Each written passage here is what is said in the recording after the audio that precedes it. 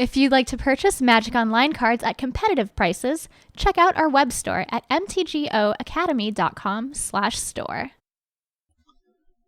Time for round 1. My opponent won the Dyro but had to mulligan to 6.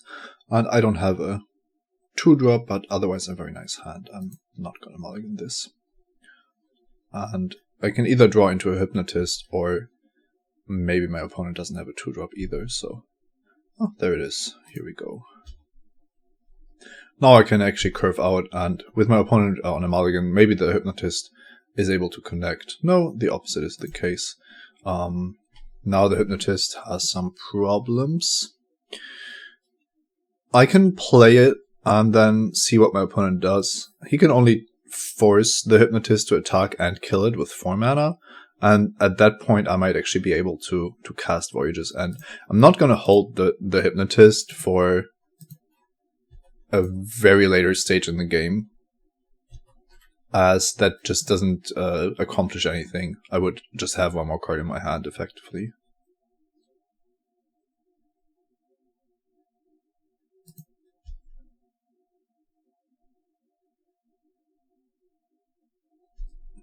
So it does look like the Hypnotist is going to get in there for a little bit of damage.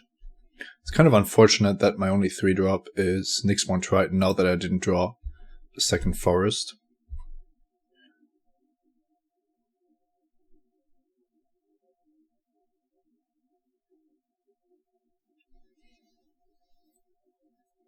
But I'm gonna run it out there. I want to curve out here. There is only stymied hopes to punish me, but with this hand, I cannot afford to not cast my spells. So if anything, if my opponent wants to, he can keep up 2 mana to activate this, and then try to kill the Hypnotist. It doesn't look like that's what my opponent is planning to, and I wouldn't have said blown him out, but I would have had a very nice turn, bouncing the Shipwreck Singer, and then he would have spent his turn doing nothing. I'm not going to cast Voyage's End here. It doesn't accomplish much, and there was a good chance I could just draw into my land naturally. It's a Temple of Deceit, so being a bit punished here. This is actually interesting. I want to draw a land, but I don't want to draw an island. I want to draw lands because of Horizon Scholar, but I want... Yeah, actually the 5th land is just not very important for me. I have so many plays on 4, and this even generates mana, that I'm wondering if I should just put this on the bottom. On the other hand, I have 5 spells that I want to cast, so... Yeah, I'm keeping it. It does mean that the Boon Satyr is not happening anytime soon, but this seems more powerful. Another reason to put the island on the bottom was that I would potentially be seeing another card this turn because of Voyage's End. And if my opponent passes the turn here without playing anything, then I'm casting Voyage's End right now, as otherwise I would have to spend 2 mana during my turn, which then would leave me unable to cast my spells. The big question that I already decided that I wanted the island, which is why I had to make this decision earlier. The big question is what I want to run out here. Karametra's Acolyte is kind of interesting because it fuels both Boon Satyr and Nylea's Emissary, but casting the Emissary itself would put on more pressure, leaving me unable to cast Boon Satyr and Horizon Scholar, though, if I don't draw a land. So that's actually quite an interesting decision. If my opponent doesn't have anything here, that was a very good Voyage's End, and that makes me think that just casting Nylea's Emissary is the best course of action. If I don't draw anything, if I don't draw a forest or a land, then I will have a spell, and I can either cast that spell or the Acolyte, which still allows me to cast these other cards. Bestowing is nice, but against blue-black, a 3/3 trample seems quite powerful, or powerful enough. And there is a good chance of just drawing a forest here. And then Boon Satyr is coming down. I generally don't like to just cast my bestow cards, but sometimes that's what you want to be doing. Alright, Asphyxiate took down the Emissary. Which is a bit unfortunate, but I'm basically time walking my opponent again, so... Oh, look at this. I will choose to give this +3/+3 and trample. I will attack for 7. And draw 5 cards. Still no forest though.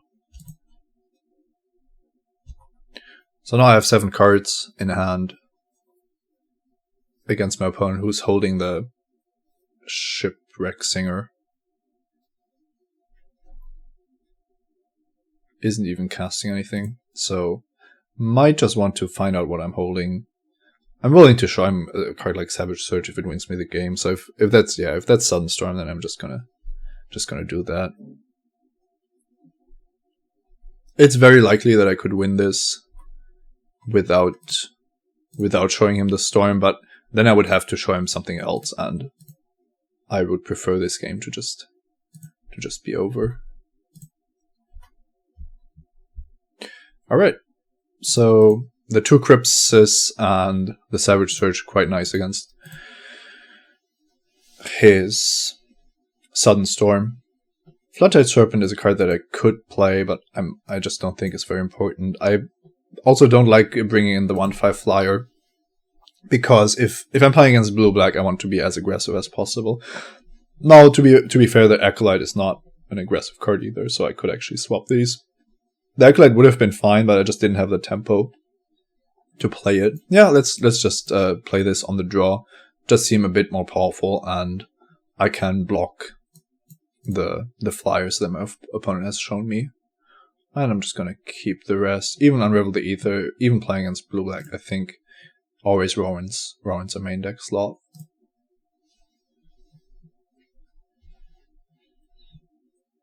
Alright, my sideboard card. I'm definitely going to mulligan this. This is not a card that I can keep. And this isn't either. I don't even have a single land. So I'm going to keep 5, hoping to draw myself out of this. I think my opponent might have F6'd here. Yeah, this is my only explanation. You wouldn't keep a no-lander on the play. 2 Aquarius Farms is not great, of course. But might be able to draw into a creature, maybe with the help of Voyage's End.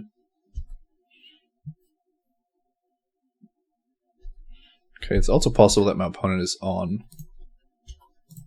stuck on only islands. So if there's no swamp coming... Okay, Chorus of the Tides. I think this is a situation where I just Voyage's End. I don't want to take too much damage, and I need to drop a creature next turn. And this is actually fine. It's not incredible because I can't enchant it immediately. But if my opponent's best play is to repeat playing his Chorus of the Tides, then I'll be able to Aquarius Farm, maybe Stratus Walk, my Triton Fortune Hunter. If I draw a land, I can still just play the Band Centaurs.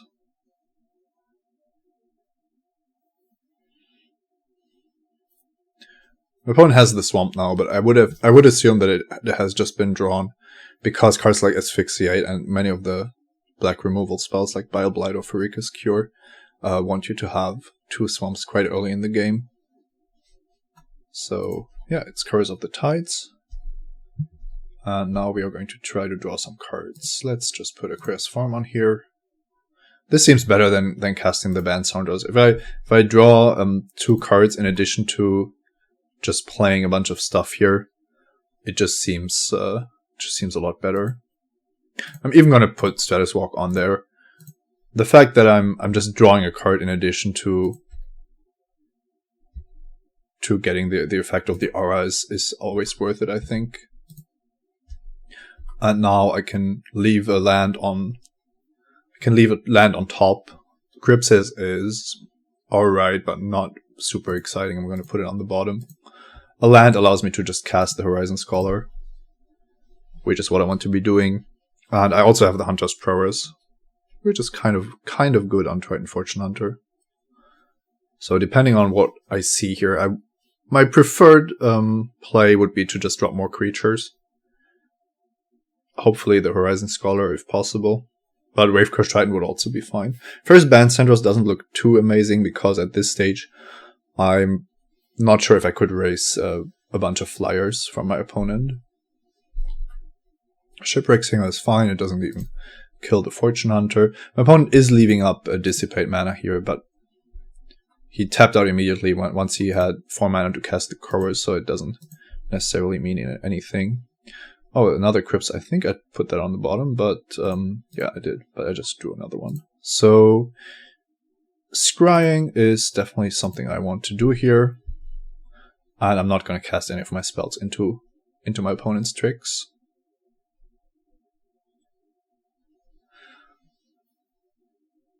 Okay.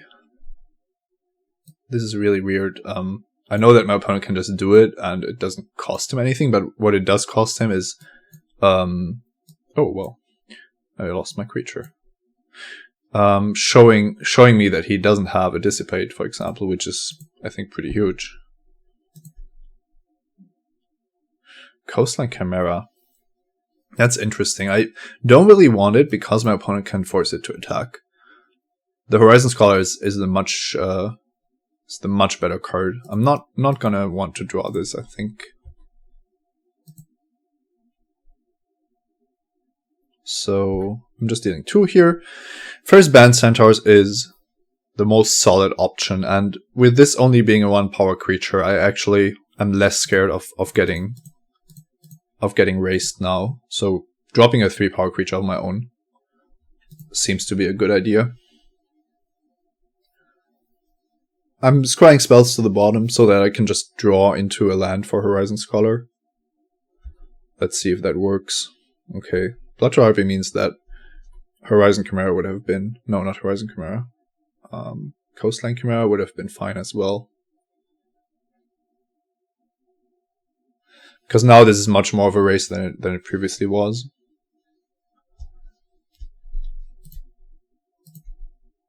If I draw a land here, I'm definitely just dropping the Scholar.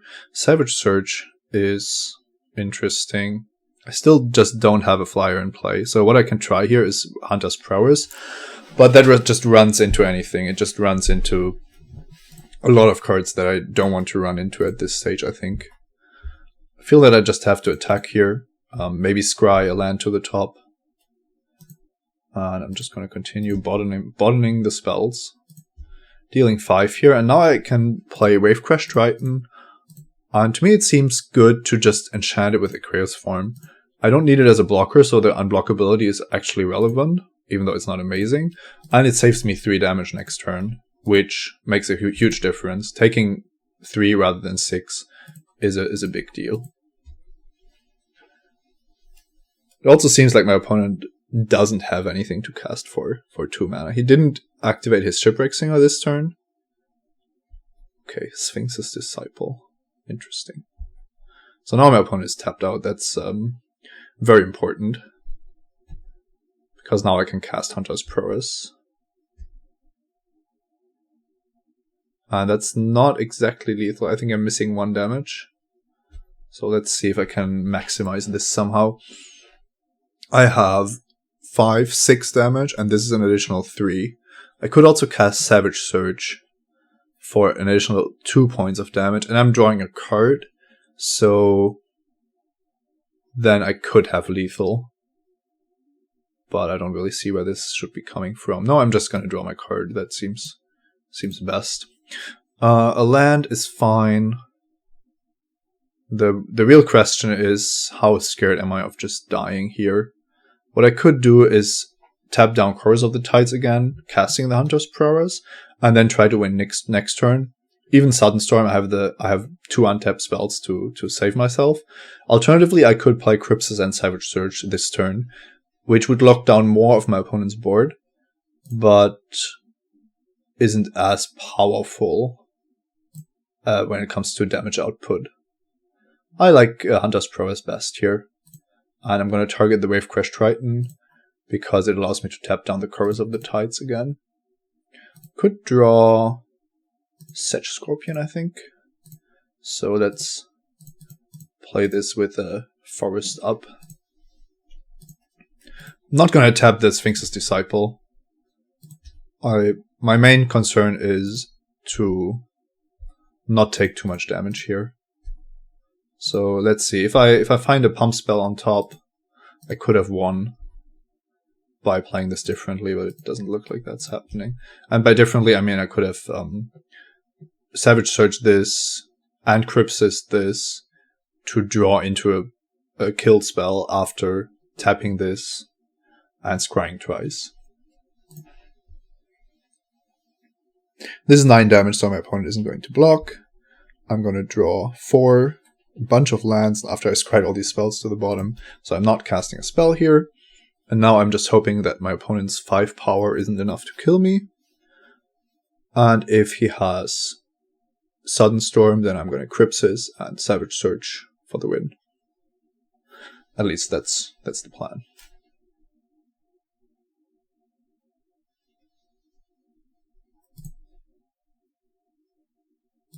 Sea God's Revenge, bouncing 3 creatures.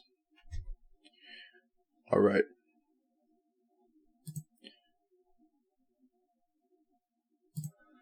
That's very good for my opponent.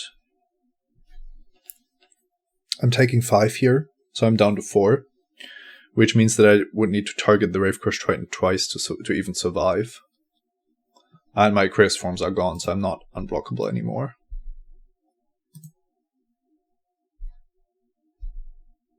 Okay, so Ravecrush Triton. I have no other way to play this. I need the Ravecrush Triton, and then I need to tap down 2 creatures. I can tap down the Sphinx's Disciple now so that my opponent doesn't draw a card. And then I'm forced to tap down the Chorus of the Tides anyway. Also. Now, tapping them down during my opponent's turn is a bit better, but I'm not living any longer to really take advantage of this fact. So I can just...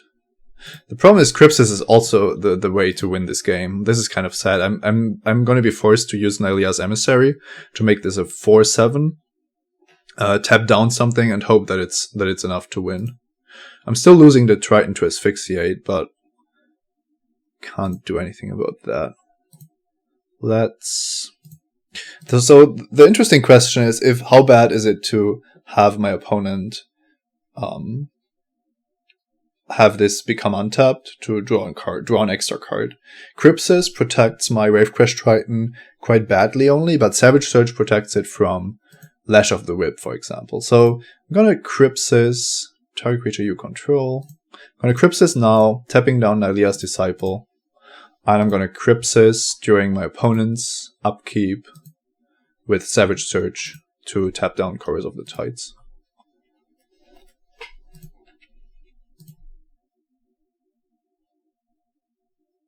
And I need to discard. This has done its job. Now I'm tapping this. My opponent could just force me to do this anyway, so I'm doing it in his upkeep. If he doesn't have the Lash of the Whip, for example, but draws it, then this wouldn't allow him to kill it, and he might misplay by not leaving this open. Second Swarm probably means that I'm getting asphyxiated. No, I'm getting Grey Merchant of Asphodel. So yeah, I think this was still a fine line that could have won me the game, especially if this is not Grey Merchant but something smaller. Then I'm not dead on board, and this would kill my opponent. Yeah, that was a very good Sea God's Revenge. I don't think I could have done much about this. I might bring in Stymied Hopes here, just to counteract that card, as it's just so powerful. Now, Unravel the Ether, I haven't seen a lot of targets this game. I think it's safe to say that that might be the card that I want to cut. I like Sedge Scorpion, even if my opponent is mainly playing flyers. But yeah, if I don't see too many targets for Unravel the Ether, it's probably right to take it out here. Let's see if we can win game 3. This was also the mulligan to 5, and we still had a very good start after we drew into the Triton Fortune Hunter. which we have again, so hopefully no Shipwreck Singer to mess with the Deepwater Hypnotist, and then if we can get a nice start, maybe bestow this, things will be looking very fine. The Deepwater Hypnotist also has the potential to just allow the Fortune Hunter to attack. Opponent is on mono blue again. We have a nice 2-drop to start with, so now any 3-drop is going to be reduced to 0 power, meaning that we will be able to continue attacking. The exceptional Temple of Deceit once again. But in this situation, it's actually better than an island, so I'm not unhappy to see it. I'm just unhappy to not have a green source in play. And more islands. So once again, an interesting decision. What I can do here is just keep the island and bestow this next turn, which seems more powerful than playing a 2-3 this turn, because otherwise my next turn is going to be very random. If I put this on the bottom, I need a forest or something I can cast with only blue. But if I keep this on top, then I know that I'll be able to do something nice with my turn next turn. So this also means that Asphyxiate isn't a card that my opponent can cast here, and I get to draw the extra card from bestowing onto Triton Fortune Hunter. Once again, I wanted to see a forest, but it's still correct to keep the island because of this play.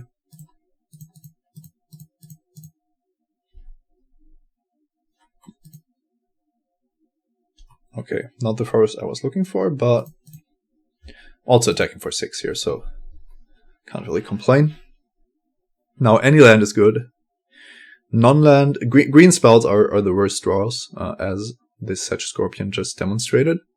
But other than that, I think I'm looking fine here. I also have a 4/5 Triton Fortune Hunter in play that my opponent kind of has to deal with, and there's a lot of spells that I can draw to target it as well. Curse of the Tides is attacking. I have to keep in mind that Seagull's Revenge is becoming an option pretty soon. Nothing. And I drew Crypsis, so let's just attack and see what happens. Not even a Sudden Storm. Nothing. Wow, nothing. So I think I'm just passing the turn here. I'm not going to Crypsis anything aggressively.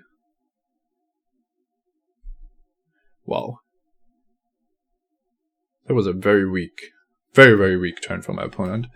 He might be holding Dissipate, but he would have cast Sudden Storm, I'm very sure. And now the problem for him is that I have the Nyxborn Triton, so if he has Seagull's Revenge, I'm going to be able to Crypsis the Nyxborn Triton, and my opponent isn't going to be able to block it. Yep, resolves.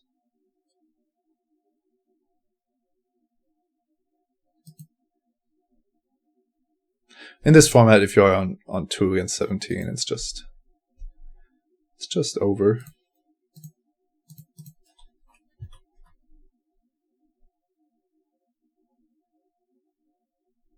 The optimal play would have been to attack and then untap my Nyxborn Triton, but as the game is over, there was no need to play it that way. Well, it's kind of clear that the start of turn 4 Chorus of the Tides into turn 6 Seagull's Revenge isn't going to win you a lot of games in this format. Our draw didn't work out very nicely because we managed to not draw one of our 8 forests, but we still got there, largely in part to Triton Fortune Hunter and the power of Bestow. So let's see what round 2 has to offer.